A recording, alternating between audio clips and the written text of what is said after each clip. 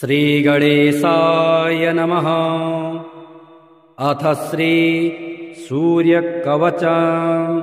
श्रीसूर्य उवाच साम्ब साम्ब महाबाहो शृणु मे कवचं शुभं त्रैलोक्यमङ्गलं नाम कवचं परमाद्भुतम्। यज्ञात्वा मन्त्रवित् सम्यक् फलं प्राप्नोति निश्चितम्। यद्धित्वा च महादेवो गणानां धिपो भवत्। पठनात् धारणात् विष्णुः सर्वेषां पालकः सदा। एवमिन्द्रादयः सर्वे सर्वैश्चर्यमवाप्नुयुः। कवचस्य ऋषिर्ब्रह्मा छन्दोनुष्टुबुधाहृता। श्रीसूर्यो देवता चात्र सर्वदेव नमस्कृतः। यस आरोग्यमोक्षेषु विनियोगः प्रकीर्तितः। प्रणवो मे शिरः पातु घृणिर्मे पातु भालकम्। सूर्यो व्याननयन् द्वन्द्वमादित्यः करणयुग्मकम्। अष्टाक्षरो महामन्त्रः सर्वाभीष्टफलप्रदः। ह्रीं बीजं मे मुखं पातु हृदयं भुवनेश्वरी। चन्द्रबिम्बं विंशदाद्यं पातु मे गुह्यदेशकम्। अक्षरोऽसौ महामन्त्रः सर्वतन्त्रेषु गोपितः। शिवो वह्नि समायुक्तो वामाक्षी बिन्दुभूषितः। एकाक्षरो महामन्त्रः श्रीसूर्यस्य प्रकीर्तितः। गुह्याद्गुह्यतरो मन्त्रो वाञ्छाचिन्तामणिः स्मृतः। शीर्षादिपादपर्यन्तं सदा पातु मनुत्तमः। इति ते कथितं दिव्यं त्रिषु लोकेषु दुर्लभम्। श्रीपदं कान्तिदं नित्यं धनारोग्यविवर्धनम्। कुष्ठादिरोगशमनम् महाव्याधिविनाशनम्। त्रिसन्ध्यं यः पठेन्नित्यमरोगे बलवान् भवेत्। बहूनां किमिहोक्तेन यद्यन्मनसि वर्तते ततत्सर्वं भवेत्तस्य कवचस्य च धारणात्। भूतप्रेतपिशाचास्स यक्षगन्धर्वराक्षसः ब्रह्मराक्षसवेताला न द्रष्टुमपेतं क्षमः। दूरादेव पलायन्ते तस्य संकीर्तनादपि। भूर्जपत्रे समालिख्य रोचना गुरुकुङ्कुमः। रविवारे च संक्रान्त्यां सप्तम्यां च विशेषतः। धारयेत् साधकः श्रेष्ठः श्रीसूर्यस्य प्रियो भवेत्। त्रिलोहमध्यगं कृत्वा धारयेत् दक्षिणे करे। शिखायामथवा कण्ठे सोऽपि सूर्यो न संशयः। इति ते कथितं साम्ब त्रैलोक्यमङ्गलाभिधम्। कवचं दुर्लभं लोके तव स्नेहात् प्रकाशितम्। अज्ञात्वा कवचं दिव्यं यो जपेत् सूर्यमुत्तमम्। सिद्धिर्न जायते तस्य कल्पकोटिशतैरपि।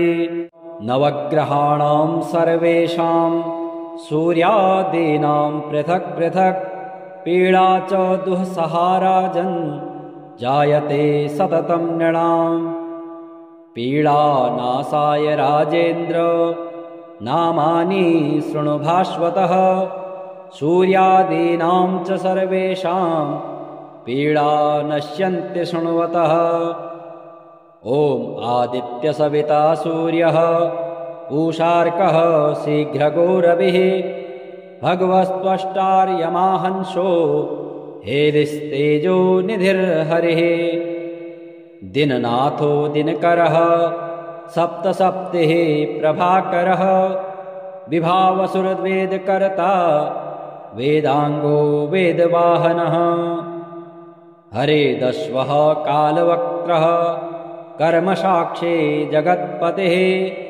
पद्मिनी बोधको भानुर् भास्करः करुणाकरः द्वादशात्मा विश्वकर्मा लोहिताङ्गस्तमोनुदः जगन्नाथो रविन्दाक्षः कालात्मा कश्यपात्मजः भूताश्रयो ग्रहपतिः सर्वलोकनमस्कृतः जपाकुसुमशङ्काशो भास्वान्दितिनन्दनः ध्वान्ते भसिंहः सर्वात्मा लोकनेत्रो विकर्तनः मार्तण्डो मिहिरः सूरस्तपनो लोकतापनः जगत्कर्ता जगत्साक्षी शनैश्चर्पिता जयः सहस्ररश्मिस्तरणिर्भगवान् भक्तवत्सलः विवस्वानादिदेवश्च देवदेवो दिवाकरः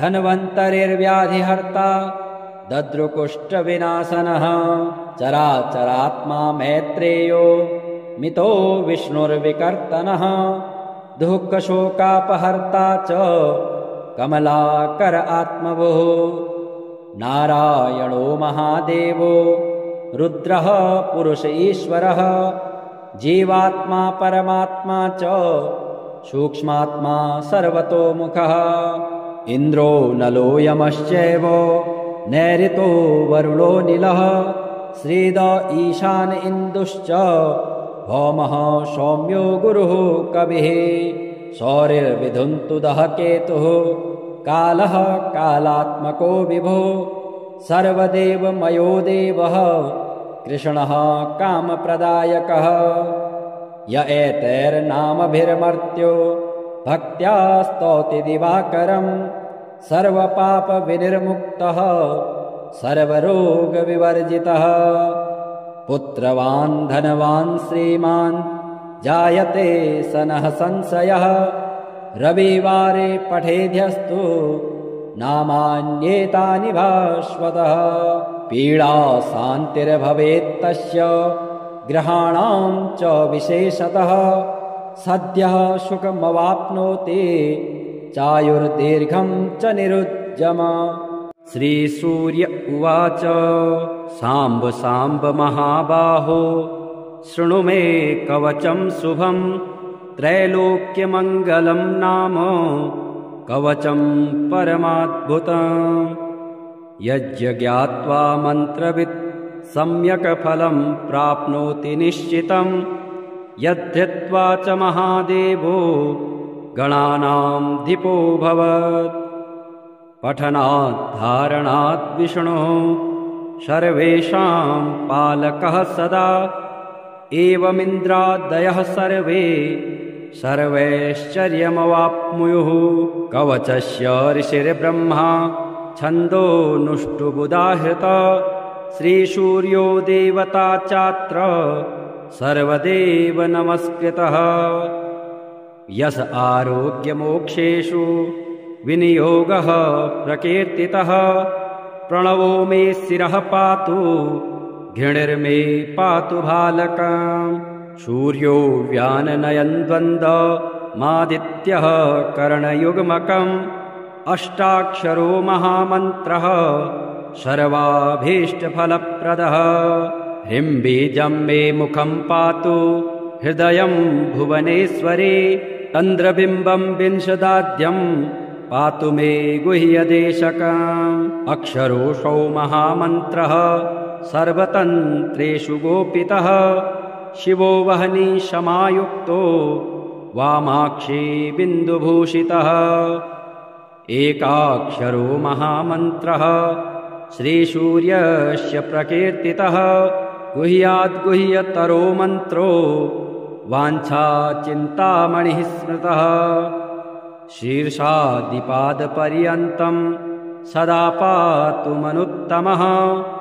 इति ते कथितं दिव्यं त्रिषु लोकेषु दुर्लभम् श्रीपदं कान्तिदं नित्यं धनारोग्यविवर्धनं कुष्ठादिरोगशमनं महाव्याधिविनाशनं त्रिसन्ध्यं यः पठेन्नित्यमरोगे बलवान् भवेत् बहूनां किमिहोक्तेन यद्यन्मनसि वर्तते ततत्सर्वं भवेत्तस्य कवचस्य च धारणात् भूतप्रेतपिशाचास्स यक्षगन्धर्वराक्षसः ब्रह्मराक्षसवेताला न द्रष्टुमपेतं क्षमः दूरादेव पलायन्ते तस्य संकीर्तनादपि भूर्जपत्रे समालिख्य रोचना गुरुकुङ्कुमः रविवारे च संक्रान्त्यां सप्तम्यां च विशेषतः धारयेत् साधकश्रेष्ठः श्रीसूर्यस्य प्रियो भवेत् त्रिलोहमध्यगं कृत्वा धारयेत् दक्षिणे करे शिखायामथवा कण्ठे सोऽपि सूर्यो न संशयः इति ते कथितं साम्ब त्रैलोक्यमङ्गलाभिधं कवचं दुर्लभं लोके तव स्नेहात् प्रकाशितम् अज्ञात्वा कवचं दिव्यं यो जपेत् सूर्यमुत्तमं सिद्धिर्न जायते तस्य कल्पकोटिशतैरपि नवग्रहाणां सर्वेषां सूर्यादीनां पृथक् पृथक् पीडा च दुःसहाराजन् जायते सततं नृणाम् पीडानाशाय राजेन्द्र नामानि शृणु भास्वतः सूर्यादीनां च सर्वेषां पीडा नश्यन्ति शृण्वतः ॐ आदित्यसविता सूर्यः पूषार्कः शीघ्रगो रविः भगवस्त्वष्टार्यमाहंसो हेलिस्तेजो निधिर्हरिः दिननाथो दिनकरः सप्तसप्तिः प्रभाकरः विभावसुरवेदकर्ता वेदांगो वेदवाहनः हरेदश्वः कालवक्त्रः कर्मसाक्षी जगत्पतिः पद्मिनी बोधको भानुर्भास्करः करुणाकरः द्वादशात्मा विश्वकर्मा लोहितांगस्तमोनुदः जगन्नाथो रविन्दाक्षः कालात्मा कश्यपात्मजः भूताश्रयो ग्रहपतिः सर्वलोकनमस्कृतः जपाकुसुमशङ्काशो भास्वान्दितिनन्दनः ध्वान्ते भसिंहः सर्वात्मा लोकनेत्रो विकर्तनः मार्तण्डो मिहिरः सूरस्तपनो लोकतापनः जगत्कर्ता जगत्साक्षी शनैश्चर्पिता जयः सहस्ररश्मिस्तरणिर्भगवान् भक्तवत्सलः विवस्वानादिदेवश्च देवदेवो दिवाकरः धन्वन्तरिर्व्याधिहर्ता दद्रुकुष्ठविनाशनः चराचरात्मा मैत्रेयो मितो विष्णुर्विकर्तनः दुःखशोकापहर्ता च कमलाकर आत्मभुः नारायणो महादेवो रुद्रः पुरुष ईश्वरः जीवात्मा परमात्मा च सूक्ष्मात्मा सर्वतोमुखः इन्द्रो नलो यमश्चैव नैऋतो वरुणो नीलः श्रीद ईशान इन्दुश्च भौमः सौम्यो गुरुः कविः सौरिर्विधुन्तुदः केतुः कालः कालात्मको विभो सर्वदेवमयो देवः कृष्णः कामप्रदायकः य एतैर्नामभिर्मर्त्यो भक्त्या स्तौति दिवाकरम् सर्वपापविनिर्मुक्तः सर्वरोगविवर्जितः पुत्रवान् धनवान् श्रीमान् जायते सनः संशयः रविवारे पठेद्यस्तु नामान्येतानि भास्वतः पीडा शान्तिर्भवेत्तस्य ग्रहाणां च विशेषतः सद्यः सुखमवाप्नोति चायुर्दीर्घं च निरुज्जम श्रीसूर्य उवाच साम्ब साम्ब महाबाहो शृणु मे कवचं शुभं त्रैलोक्यमङ्गलं नाम कवचं परमाद्भुतम् यज्ञ ज्ञात्वा मन्त्रवित् सम्यक् फलं प्राप्नोति निश्चितं यद्धित्वा च महादेवो गणानां धिपो भवत् पठनात् धारणात् विष्णुः सर्वेषां पालकः सदा एवमिन्द्रादयः सर्वे सर्वैश्चर्यमवाप्नुयुः कवचस्य ऋषिर्ब्रह्मा छन्दोनुष्टुबुदाहृता श्रीसूर्यो देवता चात्र सर्वदेव नमस्कृतः यस आरोग्यमोक्षेषु विनियोगः प्रकीर्तितः प्रणवो मे शिरः पातु घृणिर्मे पातु भालकम् सूर्यो व्याननयन् द्वन्द्वमादित्यः करणयुग्मकम् अष्टाक्षरो महामन्त्रः सर्वाभीष्टफलप्रदः ह्रीं बीजं मे मुखं पातु हृदयं भुवनेश्वरे चन्द्रबिम्बं विंशदाद्यं पातु मे गुह्यदेशकम् अक्षरोऽसौ महामन्त्रः सर्वतन्त्रेषु गोपितः शिवो वह्नि समायुक्तो वामाक्षी बिन्दुभूषितः एकाक्षरो महामन्त्रः श्रीसूर्यस्य प्रकीर्तितः गुह्याद्गुह्यतरो मन्त्रो वाञ्छाचिन्तामणिः स्मृतः शीर्षादिपादपर्यन्तं सदा पातु मनुत्तमः इति ते कथितं दिव्यं त्रिषु लोकेषु दुर्लभम् श्रीपदं कान्तिदं नित्यं धनारोग्यविवर्धनम् कुष्ठादिरोगशमनं महाव्याधिविनाशनम् त्रिसन्ध्यं यः पठेन्नित्यमरोगे बलवान् भवेत् बहूनां किमिहोक्तेन यद्यन्मनसि वर्तते ततत्सर्वं भवेत्तस्य कवचस्य च धारणात् भूतप्रेतपिशाचास्स यक्षगन्धर्वराक्षसः ब्रह्मराक्षसवेताला न द्रष्टुमपेतं क्षमः दूरादेव पलायन्ते तस्य संकीर्तनादपि भूर्जपत्रे समालिख्य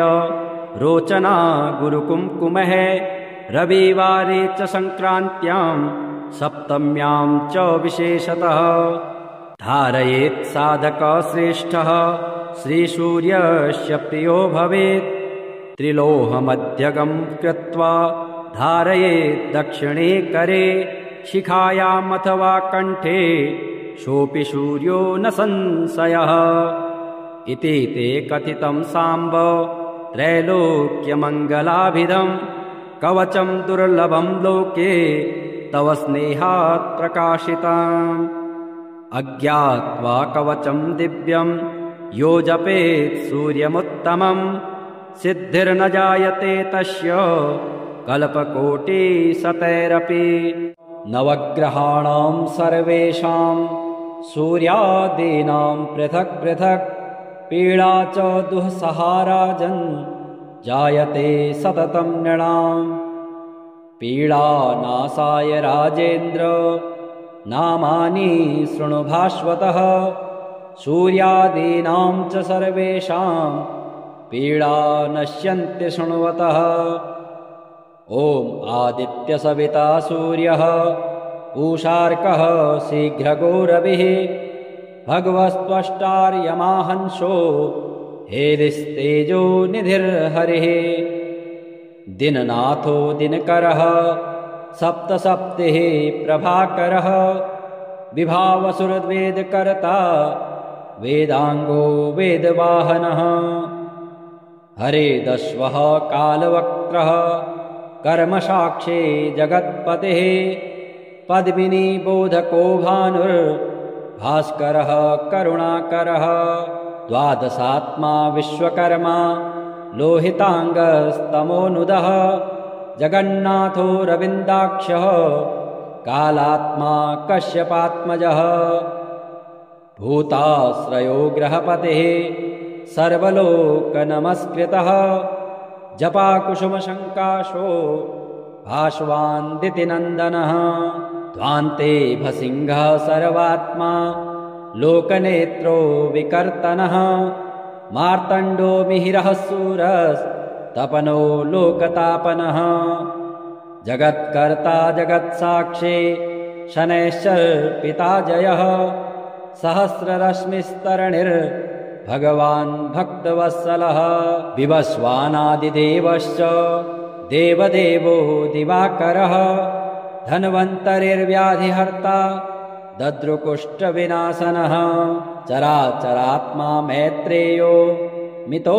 विष्णुर्विकर्तनः दुःखशोकापहर्ता च कमलाकर आत्मभुः नारायणो महादेवो रुद्रः पुरुष ईश्वरः जीवात्मा परमात्मा च सूक्ष्मात्मा सर्वतोमुखः इन्द्रो नलो यमश्चैव नैऋतो वरुणो नीलः श्रीद ईशान इन्दुश्च भौमः सौम्यो गुरुः कविः सौरिर्विधुन्तुदः केतुः कालः कालात्मको विभो सर्वदेवमयो देवः कृष्णः कामप्रदायकः य एतैर्नामभिर्मर्त्यो भक्त्या स्तौति दिवाकरम् सर्वपापविनिर्मुक्तः सर्वरोगविवर्जितः पुत्रवान् धनवान् श्रीमान्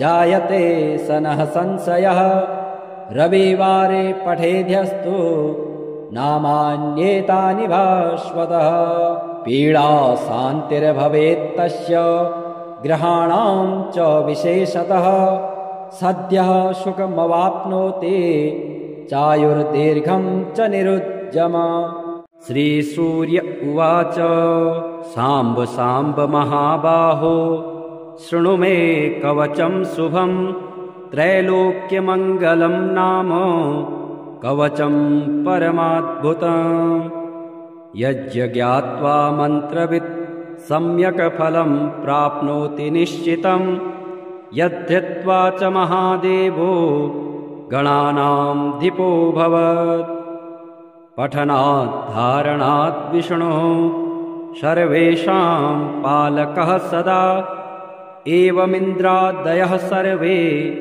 सर्वैश्चर्यमवाप्नुयुः कवचस्य ऋषिर्ब्रह्मा छन्दोनुष्टुबुधाहृता श्रीसूर्यो देवता चात्र सर्वदेव नमस्कृतः यस आरोग्यमोक्षेषु विनियोगः प्रकीर्तितः प्रणवो मे शिरः पातु घृणिर्मे पातु भालकम् सूर्यो व्याननयन् द्वन्द्वमादित्यः करणयुग्मकम् अष्टाक्षरो महामन्त्रः सर्वाभीष्टफलप्रदः ह्रीं बीजं मे मुखं पातु हृदयं भुवनेश्वरे चन्द्रबिम्बं विंशदाद्यं पातु मे गुह्यदेशकम् अक्षरोऽसौ महामन्त्रः सर्वतन्त्रेषु गोपितः शिवो वह्नि समायुक्तो वामाक्षी बिन्दुभूषितः एकाक्षरो महामन्त्रः श्रीसूर्यस्य प्रकीर्तितः गुह्याद्गुह्यतरो मन्त्रो वाञ्छाचिन्तामणिः स्मृतः शीर्षादिपादपर्यन्तं सदा पातु मनुत्तमः इति ते कथितं दिव्यं त्रिषु लोकेषु दुर्लभम् श्रीपदं कान्तिदं नित्यं धनारोग्यविवर्धनं कुष्ठादिरोगशमनं महाव्याधिविनाशनम् त्रिसन्ध्यं यः पठेन्नित्यमरोगे बलवान् भवेत् बहूनां किमिहोक्तेन यद्यन्मनसि वर्तते ततत्सर्वं भवेत्तस्य कवचस्य च धारणात् भूतप्रेतपिशाचास्स यक्षगन्धर्वराक्षसः ब्रह्मराक्षसवेताला न द्रष्टुमपेतं क्षमः दूरादेव पलायन्ते तस्य संकीर्तनादपि। भूर्जपत्रे समालिख्य रोचना गुरुकुङ्कुमः रविवारे च संक्रान्त्यां सप्तम्यां च विशेषतः धारयेत् साधकः श्रेष्ठः श्रीसूर्यस्य प्रियो भवेत्। त्रिलोहमध्यगं कृत्वा धारयेत् दक्षिणे करे शिखायामथवा कण्ठे सोऽपि सूर्यो न संशयः। इति ते कथितं साम्ब त्रैलोक्यमङ्गलाभिधं कवचं दुर्लभं लोके तव स्नेहात् प्रकाशितम्। अज्ञात्वा कवचं दिव्यं यो जपेत् सूर्यमुत्तमं सिद्धिर्न जायते तस्य कल्पकोटिशतैरपि। नवग्रहाणां सर्वेषां सूर्यादीनां पृथक् पृथक् पीडा च दुःसहा राजन् जायते सततं नृणाम्। पीडानाशाय राजेन्द्र नामानि शृणु भास्वतः सूर्यादीनां च सर्वेषां पीडा नश्यन्ति शृण्वतः। ॐ आदित्यसविता सूर्यः पूषार्कः शीघ्रगो रविः भगवस्त्वष्टार्यमाहंसो हेलिस्तेजो निधिर्हरिः। दिननाथो दिनकरः सप्तसप्तिः प्रभाकरः विभावसुरवेदकर्ता वेदांगो वेदवाहनः। हरेदश्वः कालवक्त्रः कर्मसाक्षी जगत्पतिः पद्मिनी बोधको भानुर्भास्करः करुणाकरः। द्वादशात्मा विश्वकर्मा लोहितांगस्तमोनुदः जगन्नाथो रविन्दाक्षः कालात्मा कश्यपात्मजः। भूताश्रयो ग्रहपतिः सर्वलोकनमस्कृतः जपाकुसुमशङ्काशो भास्वान्दितिनन्दनः। ध्वान्ते भसिंहः सर्वात्मा लोकनेत्रो विकर्तनः मार्तण्डो मिहिरः सूरस्तपनो लोकतापनः। जगत्कर्ता जगत्साक्षी शनैश्चर्पिता जयः सहस्ररश्मिस्तरणिर्भगवान् भक्तवत्सलः। विवस्वानादिदेवश्च देवदेवो दिवाकरः धन्वन्तरिर्व्याधिहर्ता दद्रुकुष्ठविनाशनः। चराचरात्मा मैत्रेयो मितो विष्णुर्विकर्तनः दुःखशोकापहर्ता च कमलाकर आत्मभुः। नारायणो महादेवो रुद्रः पुरुष ईश्वरः जीवात्मा परमात्मा च सूक्ष्मात्मा सर्वतोमुखः।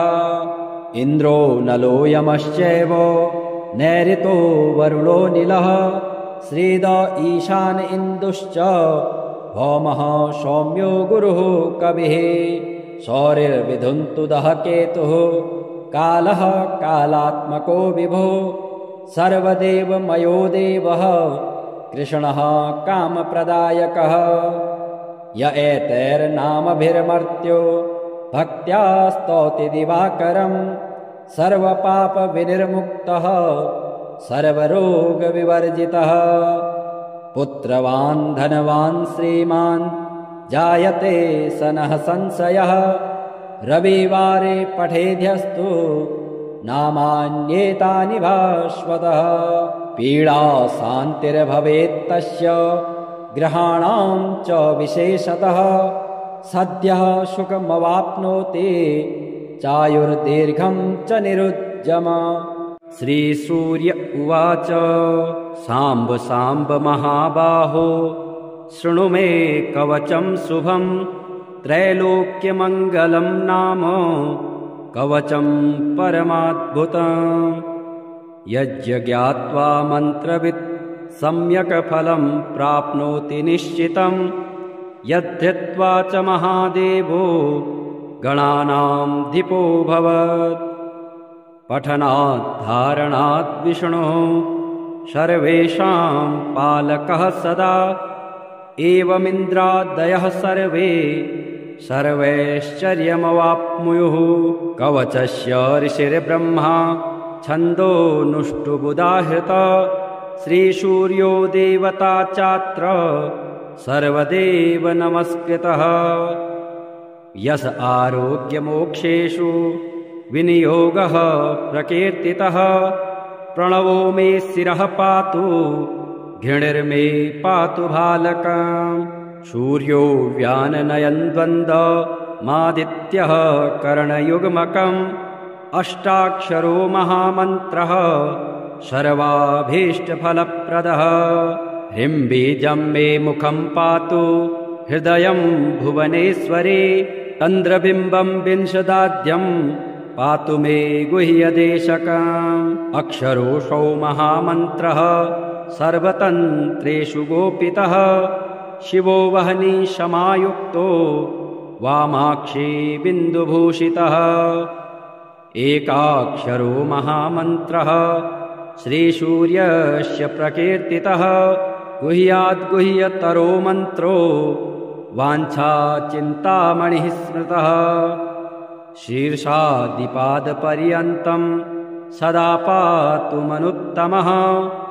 इति ते कथितं दिव्यं त्रिषु लोकेषु दुर्लभम्। श्रीपदं कान्तिदं नित्यं धनारोग्यविवर्धनम्। कुष्ठादिरोगशमनम् महाव्याधिविनाशनम्। त्रिसन्ध्यं यः पठेन्नित्यमरोगे बलवान् भवेत्। बहूनां किमिहोक्तेन यद्यन्मनसि वर्तते। ततत्सर्वं भवेत्तस्य कवचस्य च धारणात्। भूतप्रेतपिशाचाश्च यक्षगन्धर्वराक्षसः। ब्रह्मराक्षसवेताला न द्रष्टुमपेतं क्षमः। दूरादेव पलायन्ते तस्य संकीर्तनादपि। भूर्जपत्रे समालिख्य रोचना गुरुकुङ्कुमः। रविवारे च संक्रान्त्यां सप्तम्यां च विशेषतः। धारयेत् साधकः श्रेष्ठः श्रीसूर्यस्य प्रियो भवेत्।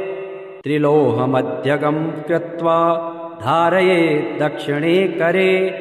शिखायाम् अथवा कण्ठे सोऽपि सूर्यो न संशयः। इति ते कथितं साम्ब त्रैलोक्यमङ्गलाभिधम्। कवचं दुर्लभं लोके तव स्नेहात् प्रकाशितम्। अज्ञात्वा कवचं दिव्यं यो जपेत् सूर्यमुत्तमम्। सिद्धिर्न जायते तस्य कल्पकोटिशतैरपि। नवग्रहाणां सर्वेषां सूर्यादीनां पृथक् पृथक्। पीडा च दुःसहा राजन् जायते सततं नृणाम्। पीडानाशाय राजेन्द्र नामानि शृणु भास्वतः। सूर्यादीनां च सर्वेषां पीडा नश्यन्ति शृण्वतः। ॐ आदित्यसविता सूर्यः पूषार्कः शीघ्रगो रविः।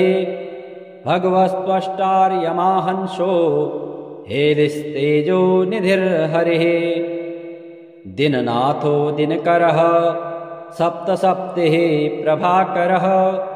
विभावसुरवेदकर्ता वेदांगो वेदवाहनः। हरेदश्वः कालवक्त्रः कर्मसाक्षी जगत्पतिः। पद्मिनी बोधको भानुर्भास्करः करुणाकरः। द्वादशात्मा विश्वकर्मा लोहितांगस्तमोनुदः। जगन्नाथो रविन्दाक्षः कालात्मा कश्यपात्मजः। भूताश्रयो ग्रहपतिः सर्वलोकनमस्कृतः। जपाकुसुमशङ्काशो भास्वान् दितिनन्दनः। ध्वान्ते भसिंहः सर्वात्मा लोकनेत्रो विकर्तनः। मार्तण्डो मिहिरः सूरस् तपनो लोकतापनः जगत्कर्ता जगत्साक्षी शनैश्चर्पिता जयः सहस्ररश्मिस्तरणिर्भगवान् भक्तवत्सलः विवस्वानादिदेवश्च देवदेवो दिवाकरः धन्वन्तरिर्व्याधिहर्ता दद्रुकुष्ठविनाशनः चराचरात्मा मैत्रेयो मितो विष्णुर्विकर्तनः दुःखशोकापहर्ता च कमलाकर आत्मवोः नारायणो महादेवो रुद्रः पुरुष ईश्वरः जीवात्मा परमात्मा च सूक्ष्मात्मा सर्वतोमुखः इन्द्रो नलो यमश्चैव नैऋतो वरुणो नीलः श्रीद ईशान इन्दुश्च भौमः सौम्यो गुरुः कविः सौरिर्विधुन्तुदः केतुः कालः कालात्मको विभुः सर्वदेवमयो देवः कृष्णः कामप्रदायकः य एतैर्नामभिर्मर्त्यो भक्त्या स्तौति दिवाकरम् सर्वपापविनिर्मुक्तः सर्वरोगविवर्जितः पुत्रवान् धनवान् श्रीमान् जायते सनः संशयः रविवारे पठेद्यस्तु नामान्येतानि भास्वतः पीडा शान्तिर्भवेत्तस्य ग्रहाणां च विशेषतः सद्यः सुखमवाप्नोति चायुर्दीर्घं च निरुज्जम।